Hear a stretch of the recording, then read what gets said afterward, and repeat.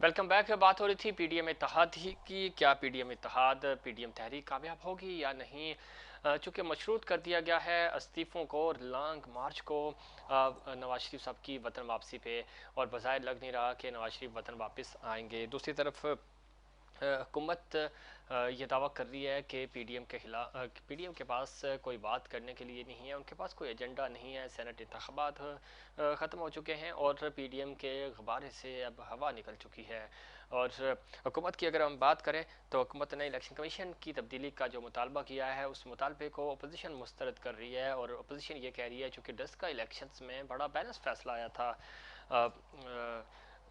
Election commission की तरफ से, और हुकूमत को डर है कि फ़ौरन फंडिंग पे भी इस तरह का कोई फ़ैसला आ सकता है। इस वजह से वो इलेक्शन कमीशन की तब्दीली चाहते हैं।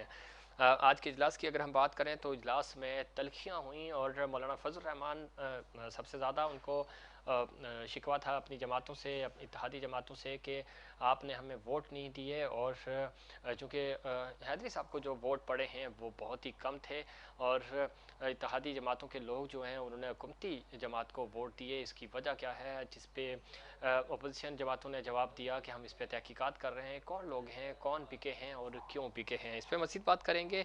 हमें ज्वाइन किया है सिद्रा इमरान साहिबा ने। आप एमपी हैं पाकिस्तान तहरीक इंसाफ की। बहुत शुक्रिया आपने प्रोग्राम में वक्त दिया। सिद्रा, किस तरह देखती हैं ख़ास तौर पे अगर आप पीडीएम इजलास की बात करें? आज का जो इजलास था उस इजलास में बड़ी तलखियाँ भी थीं, शिकवे शिकायत भी थे। मौलाना फजल रहमान साहब ने भी शिकवे किए, मरियम बीबी जरदारी साहब से शिकवे करती हुई नज़र आई, और जरदारी साहब ने कहा है कि नवाज शरीफ साहब वतन वापस आएंगे तो ही हम मार्च करेंगे, इस्तीफ़े देंगे। किस तरह देखती हैं इस पूरी डेवलपमेंट को?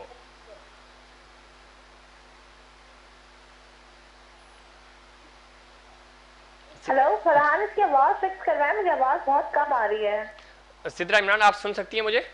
जी अब मुझे आपकी आवाज आ रही है। जी जफीर। मेरा सवाल आपसे ये था कि पीडीएम इत्तेहाद आज उनका जो सबराही इजलास हुआ उसमें बड़े गिले जी जी शिकवे हुए हैं, और मौलाना फजल जी रहमान को सबसे ज़्यादा तहफ़्फ़ुज़ात हैं, उनको वोट नहीं पड़े अब्दुल गफूर हैदरी साहब को। और मुस्लिम लीग नून से मुतालबा किया है आसिफ जरदारी साहब ने कि मियाँ साहब वतन वापस आएँ तो हम उनके हाथ में इस्तीफ़े रखेंगे, फिर हम मार्च करेंगे। किस तरह देखती हैं इस डेवलपमेंट को? जी शुक्रिया। अच्छा ये देखिए, जो आज पीडीएम का जो हाल सामने आया है पूरी कौम के, कि वो हाल है जो पाकिस्तान तहरीक इंसाफ के लीडरान और इमरान खान साहब ने और हम सब ने बहुत कुछ स्टार्ट में इसको प्रिडिक्ट किया था। ठीक। क्योंकि ये पॉलिटिकल अलायंस जो पाकिस्तान मुस्लिम लीग नून, पाकिस्तान पीपल्स पार्टी, एएनपी, जमात फजल रहमान ग्रुप और बाकी लोगों ने मिलकर शुरू की थी वजीर आजम इमरान खान के खिलाफ, इसको इसी तरह खत्म होना था। क्योंकि लोग नहीं खड़े, लोग खड़े वजीर आजम इमरान खान के साथ। हमें साफ नजर आता है कि जमात उलमा इस्लाम के साथ जो किया पाकिस्तान मुस्लिम लीग नून ने, और पाकिस्तान मुस्लिम लीग नून के साथ जो किया पाकिस्तान पीपल्स पार्टी ने, जिस तरह इनकी तहरीक कभी चल ही नहीं सकी, जब ये जिस तरह ये कभी एक एजेंडा पे यकजा हुए ही नहीं कि इनको करना क्या है, इनको कोई ट्रेन मार्च निकालना है, इनको जलसा करना है, इनको रहबर रहसन कमेटीज बनाना है, या इनको एक लॉन्ग मार्च लेके इस्लामाबाद जाना है। तकरीबन हमने देखा पिछले 6 महीने से इन्होंने ड्रामा लगा के रखा पूरी कौम को, उसकी सेहत को, कोविड के दरमियान, कोविड की स्ट्रॉन्ग वेव्स के दरमियान इन्होंने कौम को इसके अंदर झोंका। और सही कहते हैं हमारे सीनियर मिनिस्टर असद उमर साहब ने कई दफा कहा कि साफ नजर आता है कि किस तरह पाकिस्तान मुस्लिम लीग नून पीपल्स पार्टी को इस्तेमाल कर रही है। क्योंकि ये तो पीपल्स पार्टी है जिसके जो इस वक्त सिस्टम का हिस्सा है, जिसके पास पाकिस्तान के दूसरे सबसे बड़े सूबे की हुकूमत है। मुस्लिम लीग नून का तो कोई स्टेक ही नहीं है। मरियम नवाज तो कहीं एग्जिस्ट ही नहीं करती सिस्टम के अंदर। तो यही वजह है सिद्रा इमरान साहबा, यही वजह है कि आज जरदारी साहब ने भी कहा है कि अगर नवाज शरीफ साहब वतन वापस आते हैं तो हम इस्तीफे देंगे, अदरवाइज हम इस्तीफे नहीं देंगे। बिल्कुल, देखिए बिल्कुल सही कहा जरदारी साहब ने। जरदारी साहब अपनी पॉलिटिकल पार्टी का, जिसे कहते हैं, जनाजा क्यों उठाएं? वो इस वक्त पाकिस्तान के दूसरे सबसे बड़े सूबे में हुक्मरान जमात है, उनके लोग असेंबलीज में मौजूद हैं, नेशनल असेंबली में उनकी नुमाइंदगी है, प्रोविंशियल गवर्नमेंट उनके पास है। और दूसरी बात आपको ये भी देखनी होगी कि पाकिस्तान पीपल्स पार्टी वो पॉलिटिकल पार्टी है जो जिसकी सियासत चलती ही सिंध के हुकूमती बजट पर है। अगर पाकिस्तान पीपल्स पार्टी, जरदारी साहब आज हुकूमत से बाहर आ जाते तो पीपल्स पार्टी चलेगी कैसे?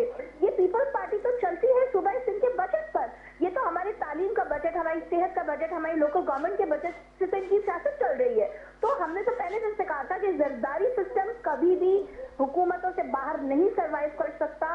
ये कभी इस्तीफे नहीं देंगे। करेंगे, ये सिर्फ मजाक था, कौम के सामने ड्रामा था जो जरदारी माफिया ने और आपकी मुस्लिम लीग नून ने मिलकर सही, किया। लेकिन इसमें जरदारी नहीं देंगे। जरदारी सिस्टम की जो आप बात कर रही हैं, और अगर हम जरदारी सिस्टम की बात करें और जरदारी फैक्टर की बात करें तो बड़ा इंपॉर्टेंट है, चूंकि अभी सेनेट में आपने देखा कि जरदारी फैक्टर ने भी और जरदारी सिस्टम ने भी किस तरह टफ टाइम दिया हुकूमत को, आपकी वफाकी हुकूमत को। और दूसरा, अगर हम सिंध में देखें तो इस फैक्टर को सिंध से ख़त्म करने के लिए, इसका मुकाबला करने के लिए आपके पास क्या हिकमत अमली है? क्या अब चूंकि सेनेट इंतखाबात हो चुके हैं, सेनेट चेयरमैन आपके आ चुके हैं, क्या सिंध में कोई तब्दीली होगी? या जिस तरह आपके 2 MPs टूट कर गए हैं, कुछ MPs ने वोट आपके अगेंस्ट डाले हैं, या लगता है कि आपके हाथ से भी सिंध निकल जाएगा जो सीटें हैं आपके पास? देखिए, पाकिस्तान की सियासत में करप्शन का कल्चर पाकिस्तान पीपल्स पार्टी की इनायत है। पाकिस्तान की सियासत में सेनेट के अंदर खरीदो फरोख्त, हॉर्स ट्रेडिंग, चांगा मांगा की सियासत, ये भी पाकिस्तान पीपल्स पार्टी का तोहफा है। इस दफा भी हमने देखा कि पाकिस्तान तहरीक-ए-इंसाफ वाहिद जमात थी जिसने कहा कि फ्री एंड फेयर इलेक्शन की जानिब बढ़ा जाए, ओपन बैलेट को प्रमोट किया जाए, लेकिन यही वो करप्ट पार्टीज है, यही वो करप्ट एलिमेंट है जो सियासत के अंदर करप्शन को खत्म नहीं करना चाहता, जो पैसे की सियासत को बढ़ावा देना चाहता है, और यही इस सेनेट इलेक्शन में नजर आया। पाकिस्तान तहरीक-ए-इंसाफ का मौक़िफ़ इंतहाई डेमोक्रेटिक हमेशा रहा है।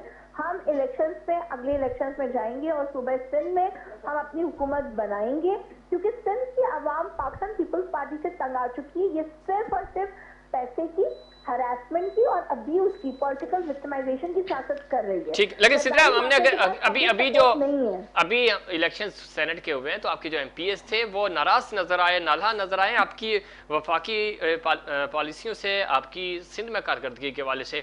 तो किस तरह आप सिंध में इनके खिलाफ, पाकिस्तान पीपल्स पार्टी के खिलाफ जाएंगे कि दो MPs को उनकी रुकनीत मुअत्तल करनी पड़ी आपको, चूंकि वो आपके बागी? पाकिस्तान पीपल्स पार्टी जो सूबे सिंध के अंदर हरासमेंट और अब्यूज के कल्चर को प्रमोट करती है।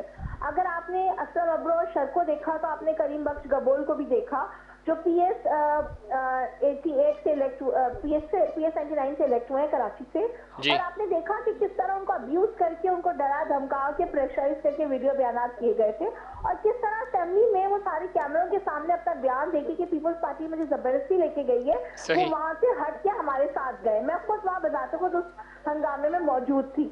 लेकिन इस वक्त सुबह सिंध की आवाम जो है ना वो तब्दीली के लिए तैयार है, क्योंकि उन्होंने देख लिया कि 13 साल से जो हुक्मरान जमात है, ये वो जमात है जो पूरे सूबे के 80% से ज्यादा लोगों को पीने का साफ पानी नहीं दे सकी।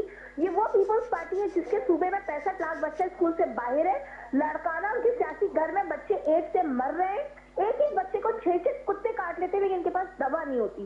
तो पीपल्स पार्टी तो कहो अपने सिंध में इख्तिताम की जानिब है, और पाकिस्तान तहरीक-ए-इंसाफ को सूरज कराची से जिसका आगाज हो चुका है, सिंध में अभी हुकूमत पाकिस्तान तहरीक-ए-इंसाफ बनाएगी रहेगी पीपल्स पार्टी के लिए। ठीक, अच्छा सिद्रा साहब, चूंकि प्रोग्राम का वक्त खत्म हो रहा है, फॉरेन फंडिंग केस के हवाले से नोटिस आया है चेयरमैन पाकिस्तान तहरीक इंसाफ वज़ीर-ए-आज़म जनाब इमरान खान साहब को, और दूसरी तरफ आप ये मुतालबा कर रहे हैं कि इलेक्शन कमीशन को तब्दील होना चाहिए, चूंकि आपको भरोसा नहीं है इस पर। आपको लगता है कि फॉरेन फंडिंग पे कोई सरप्राइज फैसला आने वाला है?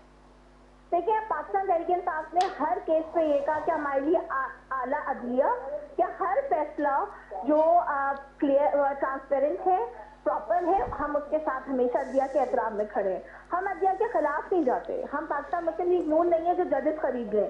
पाकिस्तान तहरीक इंसाफ हर केस में आला अदलिया का एहतराम करती रही और आगे भी करी। दूसरी बात आपने की कि फॉरेन फंडिंग केस की, फॉरेन फंडिंग केस पे ये तो इन्वेस्टेड केस है, ये भी अकबर एंड बाबर को उसी तरह चलाया जा रहा है ऑपोजिशन की जमातों की तरफ से, जैसे उन्होंने सेनेट इलेक्शन में चलाया पैसा।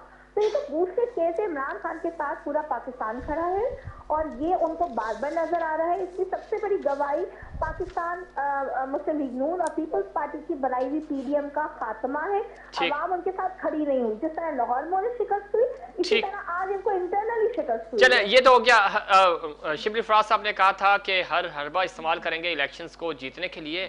अब अवाम के लिए, चूंकि एतमाद असल अवाम का है, अवाम के लिए महंगाई को ख़त्म करने के लिए, अपनी इकॉनमी को बेहतर बनाने के लिए क्या क्या हरबे इस्तेमाल करेंगे आप? देखिए, इकॉनमी को बेहतर बनाने के लिए सबसे पहले पाकिस्तान की कौम ने देखा कि वो दौर, वो साल जिस वक्त पूरी दुनिया में बिजनेस और इन्वेस्टमेंट तबाही का शिकार थी, ठीक। कोरोना वायरस की हालात में जिस तरह पाकिस्तान तहरीक इंसाफ की हुकूमत ने अक्लमंदी के बाशऊर प्रो पब्लिक फैसले करके उनको सेव किया, पाकिस्तान की एक्सपोर्ट इंप्रूव हो रही है, हमारा करंट अकाउंट डेफिसिट इंप्रूव हो रहा है, हमारी इकॉनमी के हालात मुस्बत उसकी तरफ रुकावट ठीक है, है। बहुत शुक्रिया और सिद्रा ईमान साहिबा, ये चूँकि चीजें इकॉनमी बेहतर हो रही है, इशारिये जो हैं वो मस्बत आ रहे हैं और उम्मीद करते हैं कि ये चीज़ें अब बेहतर हों, अगले 2 साल में हुकूमत परफॉर्म कर सके, चूँकि असल एतमाद अवाम का एतमाद है, अवाम का एतमाद बहाल होगा, अवाम खुशहाल होंगे तो पाकिस्तान खुशहाल होगा, हुकूमत खुशहाल होगी और हुकूमत के जो ड्यूरेशन है वो भी पूरा होगा। ज़रूरी अमर यह है कि वज़ीर आज़म साहब को इमरजेंसी नाफिज करना होगी और काम करना होगा, इस्लाहात लानी होंगी, इस चेयरमैन सेनेट बन के पाकिस्तान तहरीक इंसाफ से, लेकिन हम हिमायत याफ्ता उम्मीदवार है, लेकिन शर्त यह है कि क्या रिफॉर्म्स होंगे, क्या आवाम के लिए कोई बेहतरी होगी, पाकिस्तान के लिए बेहतरी होगी।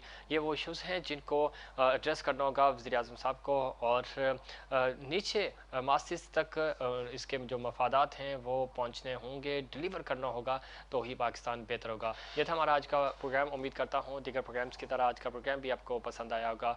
मुझे और इनसाइड पाकिस्तान की पूरी टीम को दीजिए इजाज़त। अल्लाह निगहबान।